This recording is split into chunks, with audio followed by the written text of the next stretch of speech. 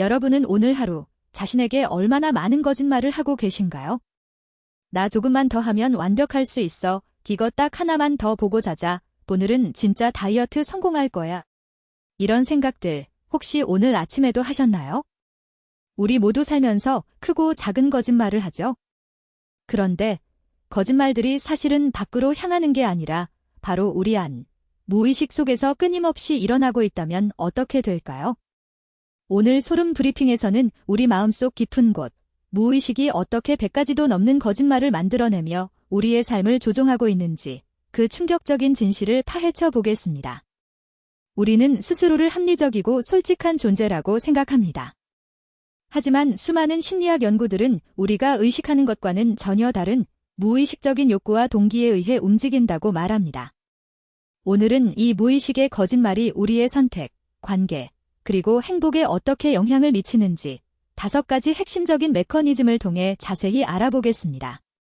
첫째, 자기 합리화의 마법. 둘째, 과거의 함정에 빠지는 이유. 셋째, 미래에 대한 헛된 희망. 넷째, 타인의 시선에 갇히는 우리. 마지막으로 이 모든 거짓말을 간파하고 진실에 다가서는 방법까지 지금 바로 시작합니다. 우리 무의식이 만들어내는 첫 번째 거짓말은 바로 자기 합리화입니다. 우리는 실패하거나 잘못된 선택을 했을 때 그 이유를 외부 환경이나 타인에게 돌리며 스스로를 보호하려는 경향이 있습니다. 예를 들어 팀 프로젝트에서 성과가 좋지 않았을 때 나는 충분히 잘했는데 다른 팀원들이 협조를 안 했다라고 생각하는 식이죠. 2002년 덴마크 코펜하겐 대학교의 연구진은 사람들이 자신의 실패를 어떻게 합리화하는지 관찰했습니다. 참가자들에게 무작위로 2개의 그림을 보여주고 더 마음에 드는 것을 고르게 했는데 나중에 그림을 바꿨음에도 불구하고 참가자들은 자신이 처음 골랐던 그림이 더 좋았다고 확신하며 그 이유를 술술 설명했습니다. 마치 처음부터 그 그림을 좋아했던 것처럼 말이죠. 이는 우리의 뇌가 자신의 선택을 정당화하기 위해 무의식적으로 기억을 조작하고 이유를 꾸며내는 과정을 보여줍니다. 두 번째로, 무의식은 우리를 과거의 함정에 가둡니다. 우리는 과거의 성공 경험이나 좋았던 기억에 집착하며 현재의 변화를 거부하곤 합니다. 예전에는 이렇게 해서 성공했으니 지금도 이 방법이 통할 거야 라는 생각은 안전하게 느껴지지만 현실은 변하고 있습니다. 1980년대 후반 심리학자 제프리 롱은 임사체험을 겪은 사람들의 이야기를 연구했습니다. 이들의 경험담 속에는 종종 비디나 천사와의 만남 등 긍정적인 요소가 많았는데 롱은 이것이 죽음에 대한 두려움을 완화하고 삶에 대한 긍정적인 태도를 유지하기 위한 무의식적인 방어기제일 수 있다고 해석했습니다.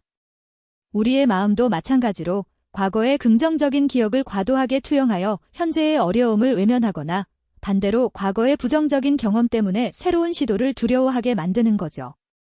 우리는 과거의 나에게 갇혀 현재의 이 나를 발전시키지 못하는 오류를 범합니다. 세 번째 무의식의 거짓말은 미래에 대한 헛된 희망입니다.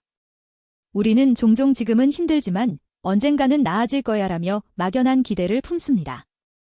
물론 긍정적인 마음은 중요하지만 아무런 노력 없이 상황이 저절로 좋아지기를 바라는 것은 무의식적인 도피일 수 있습니다. 1970년대 마틴 셀리그먼 교수는 학습된 무기력 실험을 통해 이러한 현상을 설명했습니다.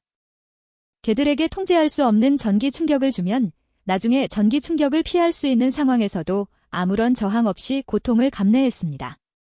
이는 통제할 수 없는 상황에 반복적으로 노출되면 실제로는 벗어날 수 있음에도 불구하고 벗어나려는 노력을 포기하게 된다는 것을 보여줍니다. 우리도 삶의 어려움 속에서 전쟁가는 되겠지라는 생각으로 현재의 문제 해결을 미루고 있다면 우리는 무의식적으로 무기력의 늪에 빠지고 있는 것일 수 있습니다. 네 번째로, 타인의 시선에 갇히는 우리 역시 무의식적인 거짓말의 산물입니다.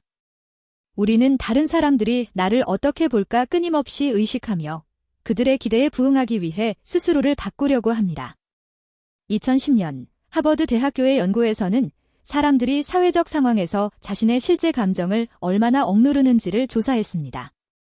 연구 결과 사람들은 다른 사람들에게 긍정적으로 보이기 위해 자신의 부정적인 감정을 숨기거나 덜 표현하는 경향이 강했습니다.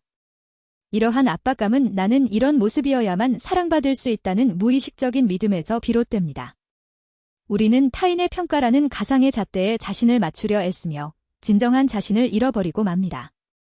마치 가면을 쓰고 살아가는 것처럼 말이죠.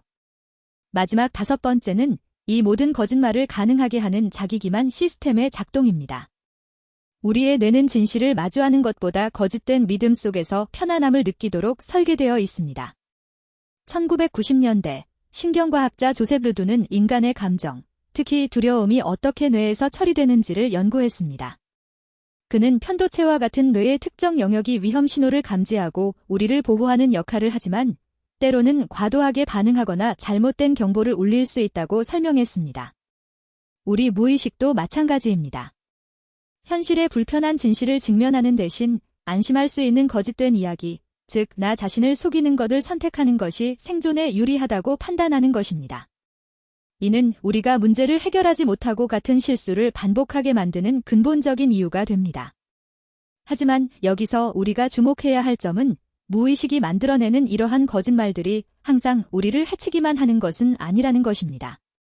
자기 합리화는 때로 큰 좌절감으로부터 우리를 보호하고 막연한 희망은 어려운 시기를 버티게 하는 원동력이 되기도 합니다. 문제는 이러한 무의식적인 방어기제나 습관이 우리의 성장을 방해하거나 현실을 왜곡하여 더 큰 문제를 야기할 때 발생합니다. 마치 안전벨트가 사고 시 우리를 보호해주지만 차가 도로를 벗어나도록 내버려두는 것은 아니듯이 말이죠. 무의식의 거짓말을 인지하는 것만으로는 부족합니다. 중요한 것은 그것이 우리의 삶에 어떤 영향을 미치고 있는지, 그리고 어떻게 하면 그 거짓말을 넘어서 진정한 우리 자신을 마주할 수 있을지 끊임없이 질문하는 것입니다. 무의식의 거짓말은 우리가 생각하는 것보다 훨씬 더 정교하고 강력하지만 동시에 우리가 그것을 알아차릴 때 우리는 비로소 그 영향력에서 벗어날 수 있는 힘을 얻게 됩니다. 오늘 우리는 우리 마음속 무의식이 어떻게 수많은 거짓말을 만들어내며 우리의 삶을 이끌어가고 있는지 살펴보았습니다. 자기 합리화, 과거에 갇히는 것, 헛된 희망, 타인의 시선, 그리고 이 모든 것을 가능하게 하는 자기기만 시스템까지.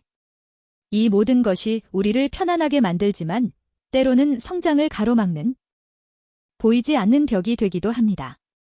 오늘 이야기한 내용이 여러분의 삶을 돌아보고 스스로에게 던지는 질문을 하나라도 더 만드는 계기가 되었기를 바랍니다. 만약 여러분도 무의식의 거짓말 때문에 답답함을 느끼셨다면 오늘 콘텐츠가 작은 통찰을 드렸기를 바랍니다. 더 깊이 있는 심리학 이야기, 그리고 여러분의 삶을 변화시킬 인사이트를 원하신다면 지금 바로 소름 브리핑을 구독해주세요. 구독과 알림 설정 잊지 마세요. 감사합니다.